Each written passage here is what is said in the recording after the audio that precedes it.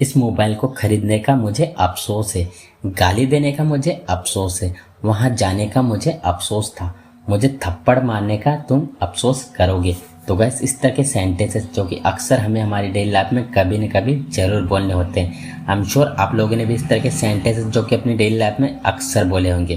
तो आज की इस वीडियो में हम लोग सीखने वाले हैं कि इस तरह के सभी सेंटेंसेस को इंग्लिश में कैसे बोला जाता है, जिनमें कि हमें बोलना होता है अफसोस करना। तो गैस इस तरह के सभी सेंटेंस के लिए इंग्लिश में एक फ्रेज यूज़ किया जाता है, वो है सबसे पहले बोला जाता है रिग्रेट, उसके बाद में वर्ब में आईएनजी, जिसका हिंदी मीनिंग होता है अफसोस करना। तो आइए इसको स्ट्रक्चर में कैसे यूज़ किया जाता है देखते हैं। तो सबसे पहले बोला जाता है सब्जेक्ट, उसके बाद में हेल्पिंग वर्ब, हेल्पिंग वर्ब के बाद बोला जाता है रिग्रेट प्लस वर्ब में आईएनजी प्लस अदर वर्ड।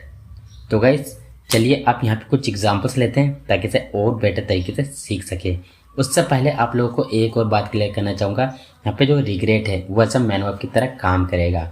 जैसा हमारा टेंस होगा उसके अकॉर्डिंग इसकी फॉर्म चेंज होगी। तो आइए कुछ एग्जांपल्स ले लेते हैं आप। इस मोबाइल को खरीदने का मुझे अफसोस है, I regret purchasing this mobile, I regret purchasing this mobile. गाली देने का मुझे अफसोस है, I regret abusing, I regret abusing. वहाँ जाने का मुझे अफसोस था, I regretted going there, I regretted going there. मुझे थप्पड़ मारने का तुम अफसोस करोगे, you will regret slapping me. यहाँ आने का अफसोस है, he regrets coming here, he regrets coming here. मुझे सारे पैसे खर्च करने का अफसोस हो रहा है, I am regretting spending all money, I am regretting spending all money. मुझे शादी करने का कोई अफसोस नहीं है, I don't regret getting married, I don't regret getting married. आप इसकी जगह पे ये भी बोल सकते हो, I don't regret marrying, I don't regret marrying. उसने मुझे एंड टाइम पर बताया था, तुम हमेशा एंड टाइम पर बोलते हो, एंड टाइम पर मत बताना, मुझे एंड टाइम पर पता चला। तो बस इस तरह के सेंटेंस जो कि अक्सर हमें हमारी डेली लाइफ में बहुत बार बोलने होते हैं, जिनमें कि हमें बोलना होता है एंड टाइम पर। तो इस तरह के सेंटेंस को इंग्लिश में कैसे बोला जाता है आज की इस वीडियो में हम लोग सीखने वाले हैं। तो बस इस तरह के सेंटेंस को इंग्लिश में बोलने के लिए एक फ्रेज यूज़ किया जाता है, वो है एट लास्ट मोमेंट, जिसका हिंदी मीनिंग होता है एंड टाइम पर। तो आइए इसको स्ट्रक्चर में कैसे यूज़ किया जाता है देखते हैं। तो सबसे पहले बोला जाता है एट लास्ट मोमेंट, उसके बाद में कंप्लीट सेंटेंस, जो कि किसी भी टेंस में हो सकता है, डिपेंड करता है कि आपको बोलना क्या है। तो अब चलिए कुछ एग्जांपल्स लेते हैं ताकि इसे और बेटर तरीके से सीख सके। उसने मुझे एंड टाइम पर बताया था, he told me at last moment, he told me at last moment. तुम एंड टाइम पर बोलते हो, you speak at last moment, you speak at last moment. End time पर मत बताना, don't tell at last moment, don't tell at last moment. मुझे end time पर पता चला, I came to know at last moment, I came to know at last moment. तुम्हें भी and time पर जाना था, you too had to go there at last moment, you too had to go there at last moment. तुम्हें end time पर बताना चाहिए था, you should have told at last moment, you should have told at last moment. अगर एन वक्त पर बताओगे तो मैं कुछ नहीं कर पाऊँगा, या अगर एन टाइम पर बताओगे तो मैं कुछ नहीं कर पाऊँगा। Tell at last moment, I will not be able to do at anything. दिमाग से काम लो, तुम्हें दिमाग से काम लेना चाहिए, तुम अपने दिमाग से काम क्यों नहीं लेते। तो गाइस इस तरह के सेंटेंसेस जो कि अक्सर हमें हमारी डेली लाइफ में बहुत बार बोलने होते हैं।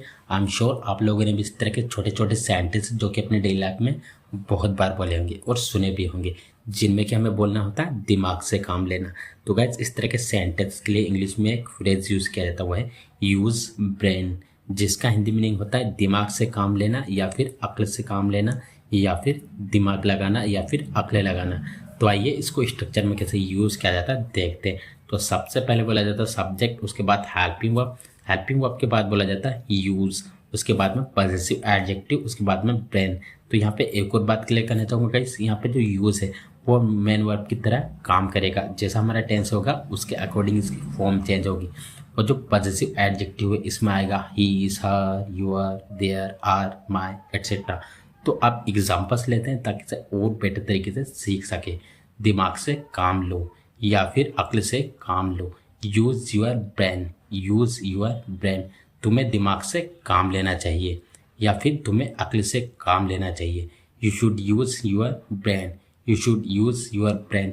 गैस यहाँ पे एक और बात बताना चाहूँगा, यहाँ पर हम बेशक हम हिंदी में बोलते हैं अपना अपनी, बट यहाँ पे एक्चुअली जो सेंस है वो सेम ही बन रहा है। तुम अपने दिमाग से काम क्यों नहीं लेते?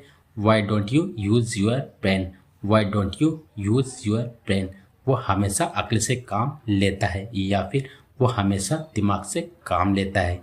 ही ऑलवेज यूजेस हिज ब्रेन, ही ऑलवेज यूजेस हिज ब्रेन।